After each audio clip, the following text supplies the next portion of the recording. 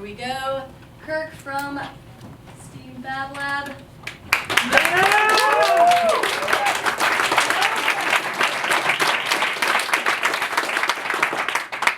How you guys doing?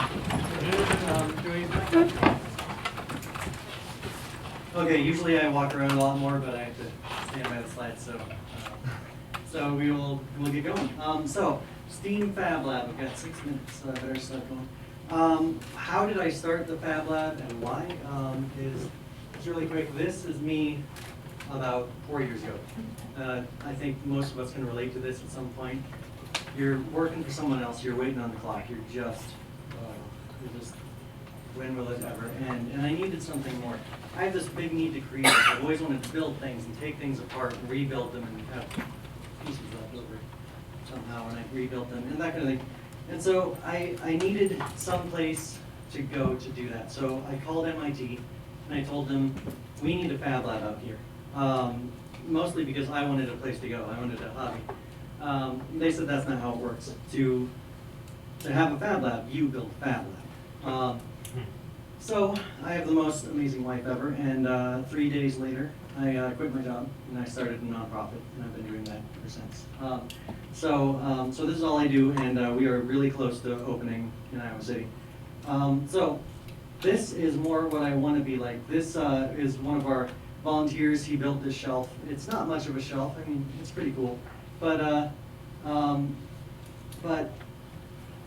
look at how happy he is. This is what I want to look like at the end of the day.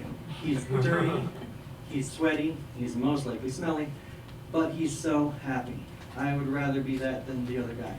So this is how I want to feel every day. And mostly it's about what you want to feel like. What do you want to do with your life? Do you want to just sit there, be on a computer, staring at cat pictures, or would you like to do something great, feel like you've accomplished something? Of course, we all want to do that. So what is a Fab Lab? Before I get into the what, I'll talk about the why and the where. There are over 600 Fab Labs worldwide. Here's a good world map, and this is every Fab Lab in the world. So in the US, and Fab Labs are a place you can create anything. Anyone can. And that's the beauty of it, is it breaks down the barriers. It gives access to everyone. So in, let's see, where am I? In Europe, we have a lot. Europe really gets this. And so there are 31 in Germany alone. There are 84 in France. There are 6 just in Paris. We get to the United States, there are 120 in the full United States. Most of them, as you can see, on the East Coast where MIT started. And there's some on the West Coast. In fact, there are 5 in the I wrote it down. Let's see, what is it? There you go, Silicon Valley. That's what it's called. So there are 6 in or 5 in Silicon Valley. So they get it. And then there's Iowa. There are 2. That includes us. So we really need this revolution. We really need the kind of place where anyone can do anything. So how will we make it? Well, I need you. Mostly. This is a community space, and therefore I need a community. I need people like me who get excited about building things, and they need to reach out and touch everyone. So I need all of you, if you're excited about this, or even if you're not, find someone who is, and tell them about it, and get involved in this, because without a community, I don't have a community center. And so this is about everyone, not just me. I mean, I started out because I wanted the place, but after I looked into it, I realized how many people I could help, and how many people I could give the gift that I got and the luck that I got. I wanted to share it. So what is it? This is a place for everyone. Now, we worked with Sci Pottery. They've given us some concept drawings. This isn't the building we're going to get, but it's kind of gives you an idea of what it would look like, at least on the outside. It's a place for everybody. It's not going to be this boring place that's like a wood shop and that's it. It's going to be exciting and full of energy, and anyone can go there. So it's going to be in Iowa City, and we need to make it accessible. That means we need to be near a bus route. You need to be able to walk there. You need to be able to get there without a car. Otherwise, how accessible is it? If you need a car to get there.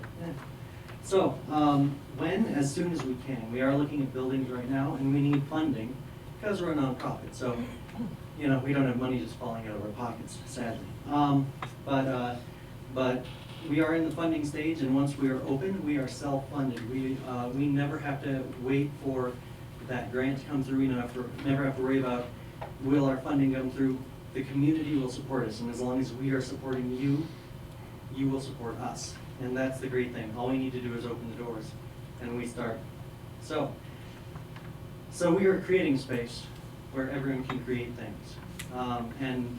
And that's unique, that's new, that's something that Iowa has tried to do and the university has done for some people. You know, we have merge going in, and that's great, as long as you are, you know, the entrepreneur with a good business idea.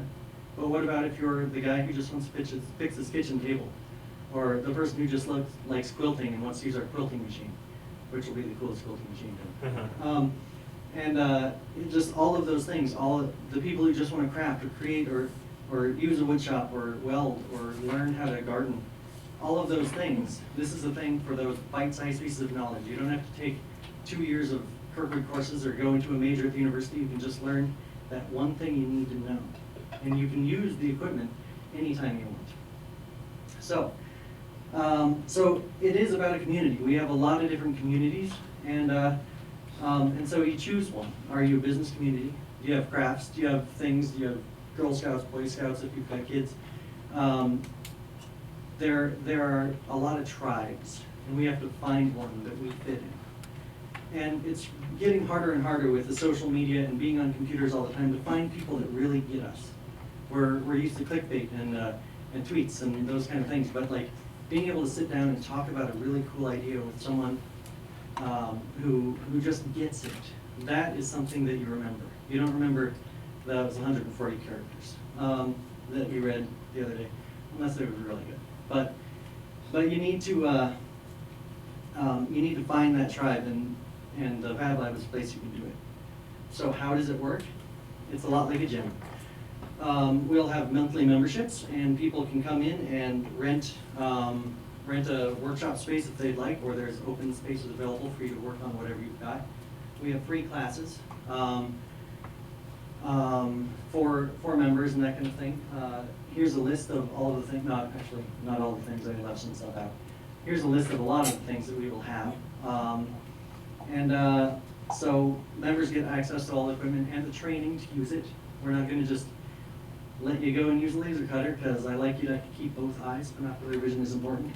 We'll have rental workspaces in different sizes for different needs. Some people are a computer guy, they just need little space. Some people are building like I said, a kitchen table. They need a big space. And as I said, you don't need to rent these spaces. There are places for people who just have an occasional need as well.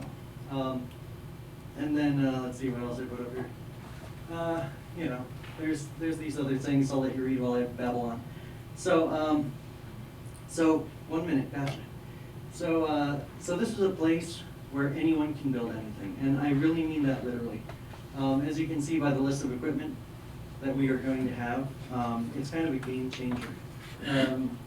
So people a lot of times ask, who are you marketing to? You know, is this for kids? Is this for students? Is this for whatever? It's for humans. I'm sorry for any Blaxians out there, but we don't have bathroom facilities for them. So just humans. That's what we're doing. But it's for anybody who needs it. So we'll have programs for kids. In fact, we'll have a children's area. So if you're a stay-at-home mom or dad, you can bring the kids in, leave them somewhere safe, go work in the wood shop. And then we have things for the retired engineer who just wants to build model trains, that kind of thing. So that's kind of my pitch. I'll welcome any questions and everything. And yeah, so that is what we got.